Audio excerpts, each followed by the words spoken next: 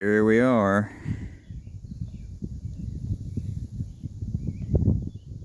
It's finished product. I've laid down a total of 42 watermelons. 2 have died, so I'm now left with 40. I think the rest of them are well established, well rooted, well grounded, so they're going to grow. I think I'll end up with 40 plants before it's all over with. I don't know how many watermelons that'd be. I usually get an average of anywhere from 5 to 10 watermelons per plant, so you can do the math. There's going to be plenty of watermelons before it's all said and done. So had a lot of help with this garden. I think I put probably a total of 40 hours altogether in strawing, planting, and watering.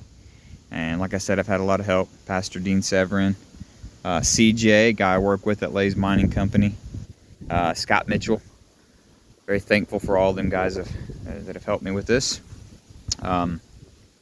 Yeah, we do the planting. We do the watering, but God brings the increase. That's what the Apostle Paul said. It's what he was talking about people, discipling, but it's the same thing with plants. We can only do so much, and the rest is left up to God. So that's what I'm hoping for. You know, it's interesting. A lot of these plants, because there's so many deer. Got so many deer out here where the soybean grows, and out here in this property, which is behind the church. Our church is just up that way on the other side of that fence. And this is in the back part of the church, and we have a lot of deer roam around out here, a lot of raccoons, a lot of critters, and none of them have been in the garden so far. You know, a lot of these plants just started. I directly sowed them. About half this garden I direct sowed, and the plants would grow up to be about 1-2 inches tall, and that's just about the time a deer will come by or something will come by and tear them out or eat them. And none have done that. In fact, the guy that was helping me today, Scott Mitchell, said he's seen the deer come up here and go right up to the garden and walk around it, and that, my friends, foes, whoever's listening, is a miracle. And you know why that is? My pastor tells a story about a time when he had a garden out here, and the deer, I'm going to take a seat here.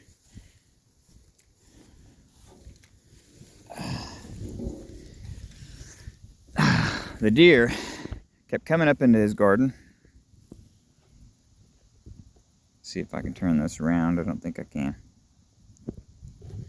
But the deer would come up here right up into the garden, and you could see their footprints in them, so he knew it was deer, and they was tearing the plants up, and he was having a lot of trouble with it. And he looked to the Lord, and he said, Lord, what do I do about this? You know, we're to pray about everything in the Christian life, even our crops and our gardens. He said, what do I do about this? And the Lord said, pray, commit the garden to me, and I'll take care of it. And so he did. And lo and behold, the deer stopped. Now, some of you may find that hard to believe, but you got to ask yourself, would we lie about something so silly? And as Christians, it's a sin to lie. Thou shalt not lie. It's against God's 10 Commandments.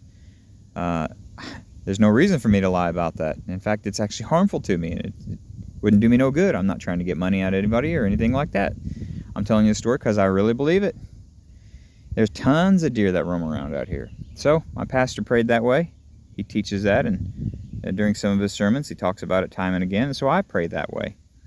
I've committed this garden to the Lord, prayed and asked for him to protect it, and he has. Not one of these plants have been eaten by deer. Now I had 42. I only got 40, but those 2 were not eaten. Those 2 had suffered some kind of rot in their root system, and that happens too. You know, and some of you might say, well, why didn't the Lord protect that? Well, you know, we can't expect God to take care of everything and make it perfect for us. Some would say, well, why not? Isn't that what God's supposed to do? No, that's not the purpose of God.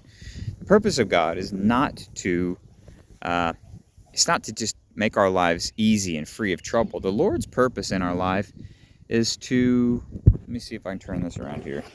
The Lord's purpose in our life is not just to make life easy and free of trouble. People don't grow that way. You don't grow from just having everything handed to you by a silver spoon. You grow from going through troubles, and you grow because of the Lord. And when the Lord walks with you through troubles, you really grow. And so I'm not saying trials and troubles make us stronger and make us better people. The Lord does. And as we walk through things with God, God blesses us, and He helps us, and He grows us. And so I don't expect God to just take all my troubles and remove them, because that's not the purpose of life. The purpose of life is not to have troubles removed from your life and to be free of any kind of trial. The purpose of life is to become more like Christ.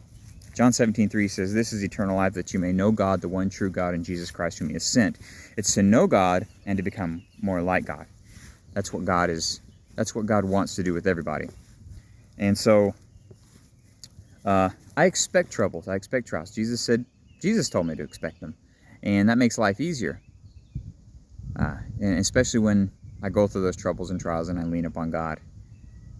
It draws me closer to Him, makes me more like Him, makes me more patient, more long-suffering, makes me more compassionate and humble. And that's necessary. We all need that in our life. So trust in the Lord and commit your things to Him. Commit what you have to Him. He'll take care of it. And it may not be perfect. And the Lord sometimes will allow a few of those things to kind of perfect us. I know that's going a long way from just a garden, but that's just an example. So God bless you, and may the Lord's grace and peace be upon you. In Jesus' name, amen.